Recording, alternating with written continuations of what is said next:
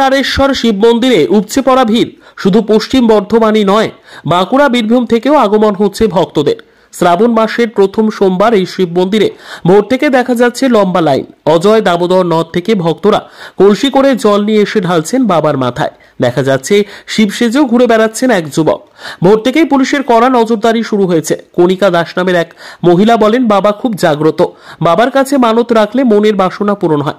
2 ঘন্টা ধরে লাইনে দাঁড়িয়ে আছি, বেলা যত বাড়ছে ভিড় যেন বেড়েই চলেছে। লাইনে প্রায় 1-1.5 ঘন্টা হবে লাইনে দাঁড়িয়ে আছি। কতক্ষণে পৌঁছাবেন বলে মনে হচ্ছে? এখনো পৌঁছাতে 2-2.5 ঘন্টা লাগবে। কারণ ফার্স্ট সোমবার তো, এরকম লাইন প্রায় সোমবারেই হয়, মানে শ্রাবণ মাসে। প্রতি বছর কি আসেন? হ্যাঁ হ্যাঁ, প্রত্যেক সোমবারে আসি। কি চাইবেন ভগবান থেকে? যা চাইবো মনে মনে চাইবো। আপনার নাম? আপনার নাম? আমার নাম কণিকা দাস। কতক্ষণ ধরে লাইনে দাঁড়িয়ে আছেন? আমি এসছি এএমসি থেকে, আমি দাঁড়িয়ে আছি প্রায় হয়ে গেল 1 ঘন্টা হয়ে গেল, এখনো জানি না কত করে পৌঁছাবো। প্রায় 3-4 ঘন্টা এখন লেগেই যেতে পারে। আর প্রত্যেক বছরই আসি, আর এসে খুব ভালোও লাগে। আমি এসছি, আমার বোনও এসছে।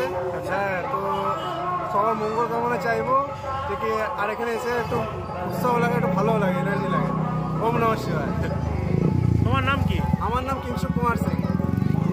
প্রথম বছর নয়, আমরা প্রতি বছরই ন্যায় রাড়েশ্বর মন্দির কমিটিকে সহযোগিতা করে মধ্যবঙ্গ সেবা ভারতীর পক্ষ থেকে আমরা এই ক্যাম্পটা করে থাকি। এখানে ডাক্তার, সমস্ত ধরনের ডাক্তার, ফিজিশিয়ান, জেনারেল ফিজিশিয়ান থেকে আরম্ভ করে গাইনি, সব রকম ডাক্তার উপস্থিত এখানে আছেন।